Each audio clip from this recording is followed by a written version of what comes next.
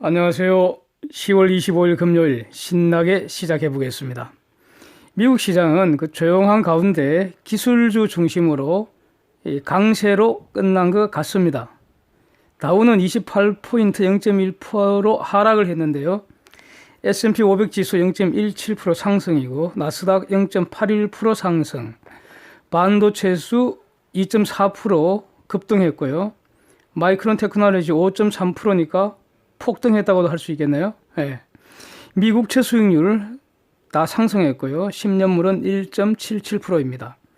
기준금리 인하 확률 더 올라가서 94% 이상이고요. 테슬라가 어닝 서프라이즈 보이고 그래서 17.5% 올랐고요. 램 리서치 14%대 폭등입니다. 그래서 다우가 하락한 것은 그 3M 때문입니다. 그러니까 이 3M 주식 실적은 예상보다 좋았으나 향후 전망을 부정적으로 발표하면서 4%대 급락했습니다.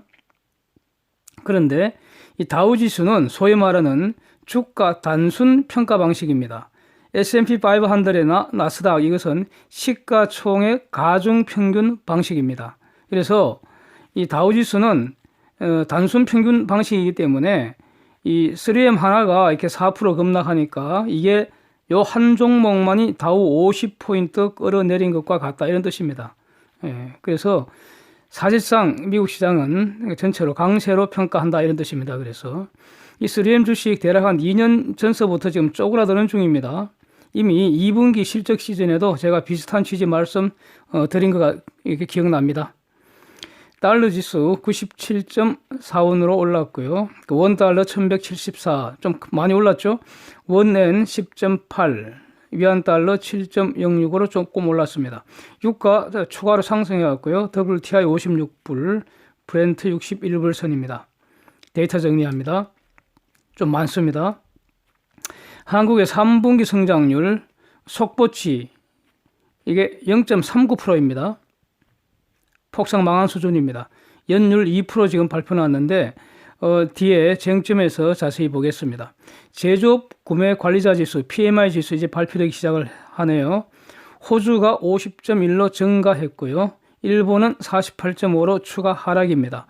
그래서 최근에 일본 경제 지금 둔화되는 모습 분명해지는 것 같습니다. 스페인 3분기 실업률 13.9%, 엄청나죠? 근데 이거 수년 전에 제 기억에 27%본 기억이 지금 있습니다. 예. 많이 좋아졌는데 아직도 엄청난 생지옥입니다. 이 정도면. 예.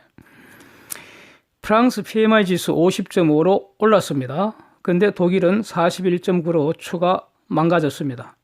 인도네시아 금리를 또 25bp 내려서 5%입니다. 4개월 연속 내리고 있고요. 그래서 6%에서 5%가 되었습니다. 유로존 PMI 지수 45.7로 망가졌고요. 미국 9월 내구재 수주 1.1% 감소했고요. 이 중에서 운송업을 제외한 근원 내구재 수주는 0.3% 감소입니다. 신규 실업수당 청구 건수 이니셜 잡 리스크 클레임 212K입니다. K는 1000명 단위죠. 그래서 예상보다 4000명 줄어든 거니까 좋은 겁니다. 브라질 9월 외국인 직접 투자 63억 불로 그러니까 지난달 94억 불보다는 좀 감소했지만 예상보다는 크게 증가한 것이고요. 비교적 고공행진 중입니다. 미국 마르킷 발표하는 PMI 지수 51.5로 예상보다 크게 증가했습니다. 그래프 감상해 보시죠. 이것도 제가 여러 번 지적하고 있는데 다시 정리해 드리겠습니다. 미국의 제조업 지수는요. 전국 규모로 발표하는 게 두 개입니다. 마르킷 지수하고 ISM 지수 이렇게 두 개고요. 그 다음에 지역별로 미국은 워낙 나라가 크니까 한 주가 한국보다 더 크잖아요. 그래서 지역별로도 별도로 발표되고 그럽니다. 그래서 전국 단위로 발표되는 그 중에 이 마르킷 지수는요. 그러니까 이게 기준이 50인데 둘 다 이렇게 줄어든 거는 사실이지만 마르킷 지수는 8월에 49.9 살짝 찍었다가 바로 회복 추세입니다. 50 이상에서 올라오는 중입니다. 그래프 분명합니다. 문제가 지금 ISM이 발표하는 PMI 지수죠. ISM은 미국만 발표하고 있죠. 마르키트는 글로벌 지수 제공업체고요. 그렇습니다. 그래서 ISM이 발표하는 이 PMI 지수가 지난달에 50 밑으로 금융 위기 후 최저치로 급락을 해서 시장이 한번 발칵 뒤집힌 적이 있는 거죠. 이제 뭐 다음 주 발표될 테니까 한번 보겠습니다.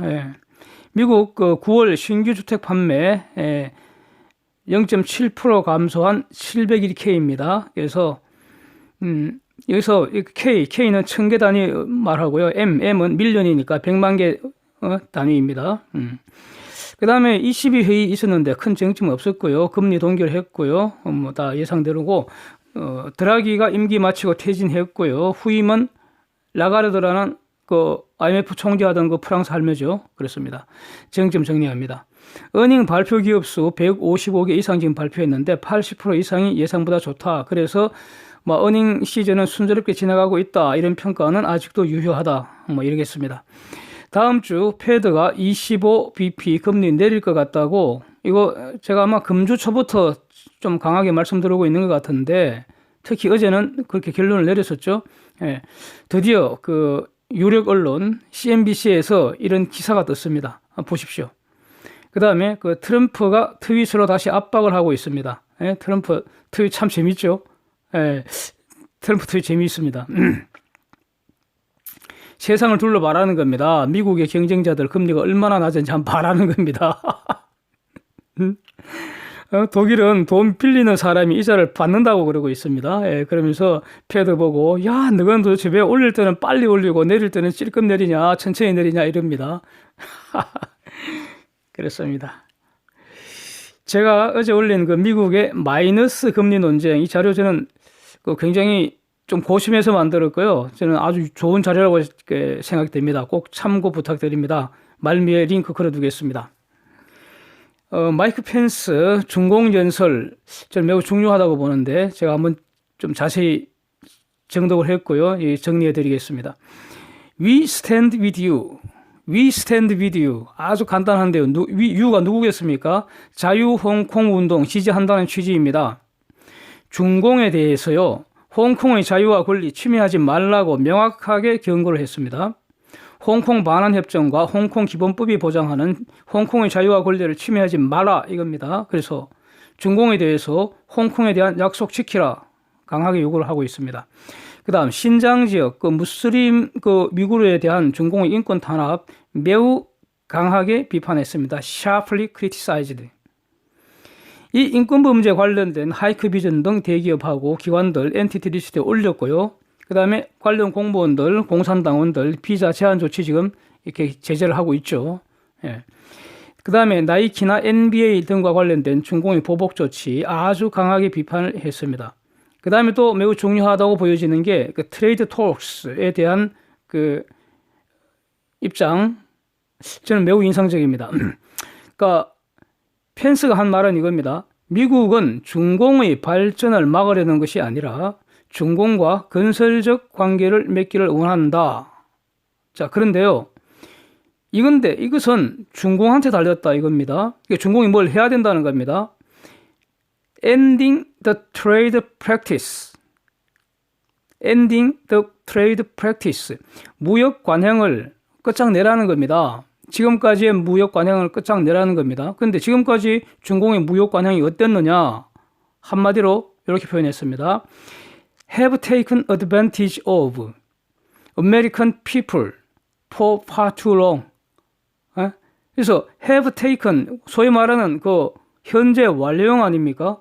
현재 완료형. 그래서 뒷문장까지 다 보면은 매우 오래 전부터 지금까지, 그래서 어쩌면 수십 년 동안 이런 말과 같은 거겠죠. 그래서 지금도 계속되고 있는데 매우 오래 전부터 지금까지 계속되고 있는 그런 그 중공의 트레이드 프랙티스, 무역 관행을 끝장내야 된다는 겁니다. 근데 그 무역 관행이 뭐냐 하면은 take advantage of the American people. 미국 사람을 이용해 먹는 그런 무역 관행을 끝장내라는 겁니다. 이게 미국이 원하는 건설적 관계라는 겁니다. 아주 명확합니다. 미국이 할 거 없다는 겁니다. 중공이 무슨 일을 해야지 지금 이 트레이드워가 끝난다는 뜻입니다. 트럼프 말과 같은 것이고요. 그리고 이것이 공화당이건 민주당이 이거는 정당의 차이가 없이 전체적으로 미국 주류 사회의 일반적인 그 평가인 것 같습니다. 그래서 트럼프가 지지를 받는 것이죠. 그런 것 같습니다.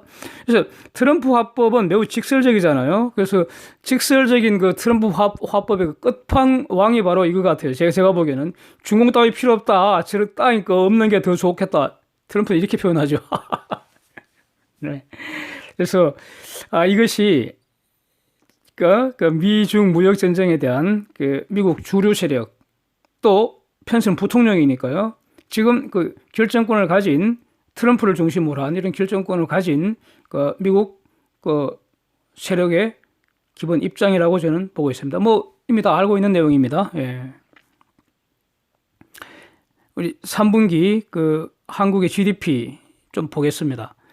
그 3분기 GDP 성장률 그 뭐 발표는 0.4% 나왔는데 이거 반올림 한 거고요. 사실은 0.39%입니다. 이렇게 발표가 됐습니다. 1분기 마이너스 0.4%였고요. 2분기 1%. 이게 이제 이게 GDP 서프라이즈라고 제가 그때 표현을 했었죠. 이제 3분기 0.39%. 이렇게 해서 3분기까지 연율 이제 겨우 2% 맞췄다. 이렇게 이것도 반올림 한 거겠죠. 실질적으로 그 누적 수익 그 성장률은 이미 1.9%밖에 안 됩니다. 이게 바로 연초에는 2.6% 성장한다고 막 떠들었잖아요. 예? 경제 잘 나간다 그러고. 예. 여기에 비하면은 사실상 이거 완전히 폭삭 망한 수준입니다. 보통 그 뭐 전공 같으면은요. 가령 한 6.2% 예상했는데 6.1% 나왔다. 그러면 색 난리 나잖아요. 근데 2.6%에서 2%까지 이렇게 그것도 3분기까지 4분기는 더 떨어질 것 같은데 이면 거의 폭삭 망했다고 평가를 해야 합니다. 그래서 저는 지난 그 초여름부터요, 그 금년 한국 연간 성장률 한 1.7% 정도 이게 될 거라고 제가 계속 말해오고 있다는 거 이거 상기하겠습니다. 지금도 그렇습니다. 예. 3분기 성장률 폭삭 망한 이 특징은요, 한마디로 이겁니다. 저는 이렇습니다. 정부의 퍼주기 정책 더 이상 힘을 쓰지 못했다 이겁니다. 네? 1분기 마이너스 0.4% 후에 2분기 1% 반등한 거, 그거는 정부의 그 묻지마 막 퍼주는 정책의 결과였습니다. 그래서 당시에 저도 이 문제점을 지적을 하면서요, 그 영상이 지금도 올라와 있습니다. 이런 성장은 지속 불가능하다 이렇게 계속 평가를 해오고 있습니다. GDP 구성 요소 다시 정리하면은요, 민간 소비, 기업 투자, 해외 소비, 정부 소비 이렇습니다. 해외 소비라는 것은요, 순수출을 말하죠. 즉 수출 빼기 수입이고요. 정부 소비라는 것은 정부 지출 빼기 세금입니다. 이 네 가지 중에서요, 가령 민간 소비, 기업 투자, 정부 지출 이게 바로 국내 요인이고요. 그 다음에 수출 빼기 수입 이게 이제 해외 요인이고, 또는 민간 투자 수출 이게 바로 민간 부문이고요. 그 소비 투자 그 수출 이게 민간 부문이고요. 정부 지출은 정부 부문 이렇게 나누고 뭐 분류하고 그러지 않습니까? 그런데 소비, 투자, 수출 모조리 지금 엄청난 속도는 망가지고 있습니다. 이런 상황에서 정부의 그 퍼주기 정책으로 다시 말하면 정부 지출을 늘려갖고 성장률을 더 받치려는 이 정책 더 이상 통하지를 않게 됐다 이런 뜻입니다. 예, 이걸 제가 계속 지적을 하던 내용이라 이겁니다. 정부 지출 증가는 지속 가능할 수가 없습니다. 정부는 돈 버는 곳이 아니고요. 정부는 기본적으로 돈을 쓰는 것입니다. 정부를 유지를 하려면은 가장 먼저 그 세금 그다 가서 뭐 합니까? 가장 먼저 저거부터 먹고요. 저거 마누라 화장품 사줘야 되고요. 저거 아들 딸 학교 보내야 되고 그렇지 않습니까? 세금 그다 가서 가장 정부 유지 비용에 영순위로 먼저 써야 되죠. 그리고 쓰고 남는 거 갖고 이제 퍼준다고 난리 생색 부리는 거 아닙니까? 그게 본질입니다. 절대로 바뀔 수가 없는 것이죠. 네. 그래서 정부 지출 증가가 지속 불가능하기 때문에 2분기에는 통했지만 3분기에도 통하려면요, 2분기보다 더 많이 지출해야 되고요. 4분기에도 통하려면은 2분기, 3분기보다도 더 많이 지출해야지. 그러니까 점점 더 많이 지출해야지 지출하는 것만큼 효과는 더 늘지 않는다는 거죠. 감소한다는 거죠. 감소. 이런 뜻입니다. 그래서 지속 불가능하다는 겁니다. 그래서 3분기에는 정부가 퍼주고도 효과 없이 0.39%를 망가졌다. 이런 뜻입니다. 다시 한번 정리를 하면요. 정부 지출 증가는 딱 두 가지 수단이 있죠. 세금을 더 거두거나 빚을 더 내거나 이 두 개밖에 없습니다. 정부는 돈을 버는 곳이 아니고요. 돈을 쓰는 곳입니다. 우리가 정부를 유지하려면은 우리가 세금을 내서 그 정부를 먹여 살리는 거 아닙니까? 예? 그래서 정부의 효율성이 특히 중요한 거죠. 그래서 큰 정부보다는 작은 정부가 낫다는 겁니다. 그런데 지금 하여튼 세금을 많이 내던 그 대기업들, 특히 삼성전자나 하이닉스 이런 글로벌 슈퍼스타 이 선수들도 이익이 삼성전자는 지금 반토막 났고요. 하이닉스는 지금 3분기 발표 났는데 90% 이상 이익이 감소했다는 거 아닙니까? 그리고 전체적으로 세금 수입이 줄어들어갖고 이대로 가면은 내년에는 퍼주는 게 줄어드는 것이 정상이잖아요. 그렇죠? 예. 그런데 이렇게 되면은 바로 생주역이 돼버리죠. 예? 퍼주기 늘려도 고난의 행군일 텐데 어렵습니다. 예, 고난의 행군일 텐데 퍼주기 줄이면 바로 생주역 되는 겁니다. 그러니까 건보료 올리고 전기세 올리고 지금 다른 비용 세금 올릴 거 일단 다 올리고요. 그래봤자 이거 세 발의 피로 부족하니까 결정적으로 빚을 왕창 내서 더 퍼주겠다 이겁니다. 예, 한마디로. 그런데 이런 것은 본질이 뭡니까? 소득은 줄어드는데 지출은 늘리겠다는 것입니다. 절대로 지속 불가능하고요. 쪽박 차는 정책입니다. 망하는 길이라는 겁니다. 내가 사용한 빚이 아닌데 우리가 갚아야 하는 이 더러운 상황이 전개될 수 있는 겁니다. 그대로 두면 이렇게 되는 겁니다. 이거 막아야 한다고 봅니다. 예? 그래서 저는 저것들 진짜 마귀같이 보입니다. 지금 마귀 같은 것들이 말이죠. 저거가 빚내서 흥청망청 생색 다 내고 단물 다 빨다가 말이죠. 나중에 정권 뺏기면 너가 알아서 갚아라 이겁니다. 이런 마귀 같은 짓거리 아닙니까 이거? 정말 짜증나죠. 한국 경제 여기까지 이끈 세력이 누군데 저것들 전부 다 대모질만 하던 새끼들이 말이죠. 마귀 같은 것들 사기질로 정권을 깨차고 앉아갖고 아작을 내는 것 같아서 아주 기분 더럽게 나쁩니다. 아침부터. 예. 더 우려되는 게 바로 이거죠. 경제 활성화하나 직접 관련계도 없는 복지라는 이름이 일회성 소비성 퍼주기라는 겁니다. 이거 결국 총선용 퍼주기 아닌지 매우 의심이 드는 이런 상황입니다. 박정희 대통령 시절에요. 빚내서 고속도로 건설하고 공장 짓던 시절과는 180도 완전히 다릅니다. 지금은 본질은 뭐냐? 소득은 별로 늘지도 않는데 빚내서 외식하겠다는 것과 비슷한 꼬라지인 것 같습니다. 그래서 막아야 한다는 겁니다. 내년 예산 금년보다 줄이는 투쟁을 저는 해야 한다고 봅니다. 예.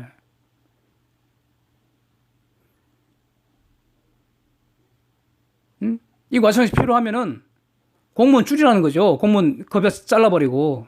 예. 문제는 4분기 실적, 더 나아가 내년 실적, 즉 향후 한국의 경제 전망일 겁니다. 예. 이거는 제가 수시로 이렇게 업데이트하고 있습니다. 그래서 이제 4분기 실적을 보기 위해서는 이제 데이터가 있어야 되니까요. 막연하게 상상할 수는 없기 때문에. 그래서 지금까지 나온 데이터 보면요. 4분기라는 게 10월, 11월, 12월 이렇게 석 달이니까 지금 10월 하순이잖아요.